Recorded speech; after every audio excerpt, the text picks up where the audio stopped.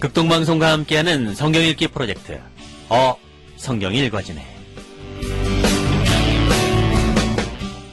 이 시간 생터 성경사역원 성경이 읽어지네 전문 강사이신 하만 우리교회 배명옥 사모와 함께합니다.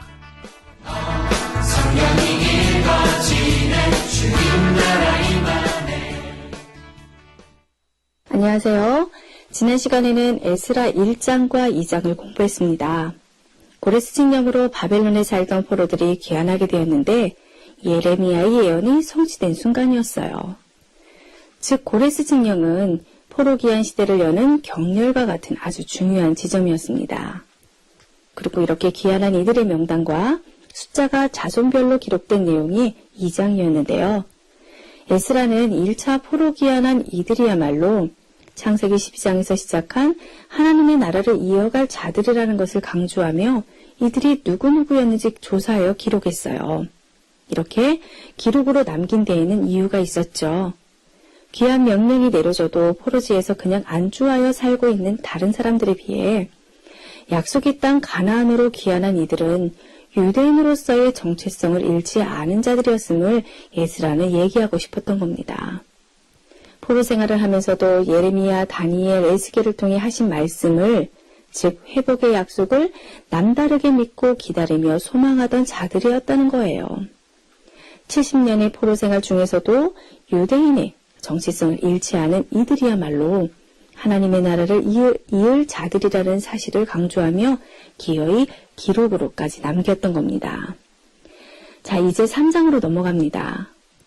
이렇게 도착한 포로 귀환 공동체가 가장 먼저 한 일이 있었는데요. 절기를 다시 지킨 것이었습니다. 기쁜 마음으로 고향 땅에 70년 만에 다시 돌아왔는데 눈앞에 펼쳐진 예루살렘은 황폐해져 있었습니다. 집들은 무너져 있고 막막한 거죠. 당장 살 집을 손을 봐야 하고 더군다나 그 땅에 이주해 와서 살고 있던 낯선 이방 족속들이 있었기 때문에 현실은 쉽지 않았습니다. 그래서 귀환한 백성들은 각자의 고향으로 가서 짐을 풀고 삶의 터전을 손을 본 뒤에 약 3개월 후에 예루살렘으로 모두 모여 그들의 프로젝트 성전 재건을 준비하는데요. 그 전에 먼저 한 일이 절기 제사를 지켰다라는 건데 이것은 아주 의미 있는 일이었습니다. 이때가 마침 초막절이었는데요. 이 절기를 지킨 것은 하나님 백성으로서의 정체성을 확인하는 것으로 그동안 단절되었던 하나님과의 관계가 회복되는 것을 의미해 주는 겁니다. 이제부터는 오직 하나님께만 헌신하고 하나님의 백성으로서 합당한 삶을 살겠다라는 고백으로 절기를 지킨 것이죠. 성전인 하드웨어보다 소프트웨어가 더 중요함을 알고 있었던 거예요.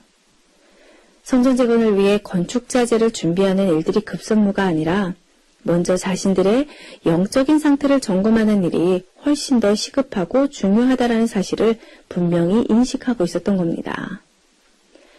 이렇게 3장 1절에서 6절까지 성전 재건을 위한 영적 준비가 끝나고요. 7절부터는 성전 재건을 본격적으로 준비합니다. 10절에 여호와의 성전의 기초를 놓았다고 하죠. 성전의 기초석이 놓이자 백성들이 감격스러워하며 큰 소리로 찬송을 합니다. 제사장들, 레위 사람들, 그리고 나이 많은 족장들이 대성통곡하고요. 다른 여러 사람들은 기쁨으로 함성을 지르는데 멀리서 들을 때 기뻐 소리치는 건지 통곡하는 소리인지 분간하지 못할 정도였다고 해요. 무너졌던 성전의 기초가 놓이자 감격스러워 대성통곡을 한 이 사람들은 분명 50년 전에 느부갓네살에 의해 예루살렘이 완전히 멸망할 때 예루살렘 성전이 파괴되는 것을 목격한 자들이었을 겁니다. 그때는 청년이었겠죠. 무너졌던 성전이 다시 재건되어지는 이 역사적인 순간을 얼마나 기다리며 소망했는지 기뻐 소리치며 감격스럽다 못해 대성통곡하는 거예요. 그런데 문제가 발생합니다. 사장으로 가니 북쪽 이스라엘 땅에서 살고 있던 사마리아인들이 이들에게 찾아옵니다. 유다 포로들이 돌아와서 성전을 짓는다고 하니까 그 일에 동참시켜달라고 하는 거예요. 자신들도 여호와 하나님을 섬긴다고 하면서요. 그러나 그들은 북이스라엘이 아수르와 기타 종족들과 섞여 살며 하나님도 섬기고 이방신들도 같이 섬기는 혼합 민족 사마리아인들이었기 때문에 스룹바벨과 예수아는 거절을 해요. 섞이면 안 된다라는 것을 안 거죠. 그러자 사마리아인들이 건축을 방해하기 시작했고 결국 성전 건축이 중단됩니다. 5절을 보니까 바사왕 고레스의 시대부터 바사왕 다리오가 즉위할 때까지 관리들에게 뇌물을 주어 그 계획을 막았다고 해요. 그리고 6절에서 23절까지는요. 이들이 성전 재건뿐만 아니라 성벽을 재건하는 일에도 계속해서 방해했음을 기록하고 있는데요. 사실 이 성벽 제거 방해 기록은 이때 당시의 일이 아니라 연대기적으로 맞진 않지만 성전 재건을 방해한 이들이 성벽 재건 때에도 끊임없이 방해했다라는 것을 말해주기 위해 기록한 것으로 보입니다. 이렇게 북쪽 사마리아인의 방해는 굉장히 정치적이고 조직적이었음을 알 수 있는데요. 24절에 성전 공사가 다리오 왕 제2년 때까지 중단되었다고 하죠. 그러니까 16년 동안이나 중단된 것입니다. 자, 이러한 상황에서 하나님이 가만히 계시지 않으시겠죠. 자, 이때 학개와 스가랴 선지자를 보내십니다. 바벨론 땅에서 살고 있었던 이 두 선지자들에게 하나님의 말씀이 임한 거예요. 전에는 예레미야, 다니엘, 에스겔에게 말씀이 임했는데 이제는 학개와 스가랴입니다. 5장 1절을 보니 정말이죠.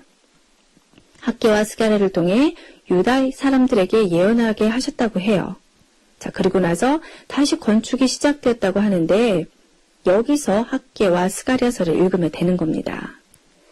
학개와 스가랴의 메시지를 듣고 건축을 재개했으니 학개와 스가랴서를 펴지 않아도 어떤 내용들인지 예상이 되시죠? 자, 먼저 우리 학개서를 먼저 보겠습니다. 에스라서를 이렇게 읽다가 학개서를 읽어야 되는데요. 성경책을 피면 저 뒤로 한참 가야 돼요.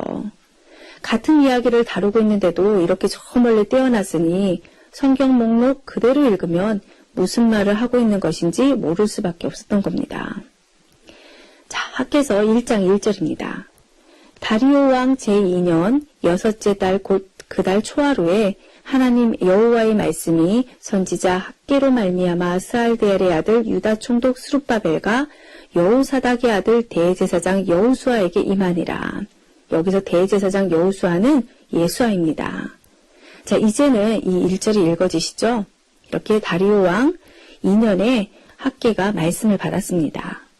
자, 이제 2절을 보세요. 만군의 여호와가 이같이 말하여 이르노라.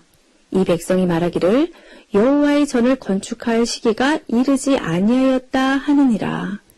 아직 때가 안 되었다고 백성들이 보고만 있는 거예요. 자, 이어지는 말씀의 요지는 사마리아인들의 방해로 중단되었지만 재건을 위해 백성들이 페르시아에 탄원을 한다든지 그 어떠한 노력도 하고 있지 않다는 거예요. 성전은 황폐해져 있는데 너희는 판벽한 집에 사는 것이 옳으냐. 성전은 황폐해져 있는데 너희 집을 짓기 위해서는 열심을 내지 않았느냐. 그러시면서 성전 건축이 지연되고 있음을 먼저 책망하시고요. 성전 재개를 명령하시는데요. 자, 13절 보시겠습니다. 그때에 여호와의 사자 학개가 여호와의 위임을 받아 백성에게 말하여 이르되 여호와가 말하노니 내가 너희와 함께 하노라 하시나니라. 자, 이 구절이 학개서의 핵심 메시지입니다. 내가 너희와 함께 하노라. 많이 익숙한 말씀이지요. 이 강의를 계속 들어오신 분들은 듣자마자 감이 딱 오셨을 거예요. 내가 너희와 함께 하노라. 거하시는 하나님, 함께 들어와 계신 하나님, 임마누엘 하나님. 자, 출애굽 때 시내산에서 성막을 건축하라는 프로젝트를 주셨을 때 주신 여호와의 이름에 여호와 하나님의 이름이 갖고 있는 뜻이었어요. 인도하시는 하나님, 언약 관계에 들어와 내재하시는 하나님의 이름인 겁니다. 이스라엘 백성들 가운데 내재하시며 함께 하시겠다고 약속하셨었는데 지금 학개 선지자를 통해 포로기한 공동체에게도 다시 이 말씀을 주시며 위로하고 격려하시는 거예요. 주변 환경에 의해 낙심하고 주저앉아 있었던 이 귀한 공동체에게 이 말씀은 충분히 다시 일어나게 하는 능력의 메시지였습니다. 내가 너희와 함께 할 것이다. 그러니 다시 일어나라. 힘을 내어 재건을 다시 시작해라. 그리고 이어지는 14절을 보니 이 메시지에 백성들의 마음이 감동되고 드디어 공사를 다시 시작하는 겁니다. 자, 그리고 2장은요. 완공될 새 성전에 임할 영광을 예언하고 이들의 순종에 대한 현세적인 축복의 약속을 선포하는데요. 자, 이 메시지들을 듣고 눈앞의 문제들은 해결되지 않았지만 백성들이 힘을 얻어 성전 재건을 다시 시작할 수 있게 된 것입니다. 이렇게 학계의 메시지를 듣고 백성들은 성전 재건에 힘을 냈어요. 다음은 스가랴서인데요. 스가랴는 어떤 메시지로 백성들을 격려했을지 궁금하시죠? 내일 살펴보겠습니다.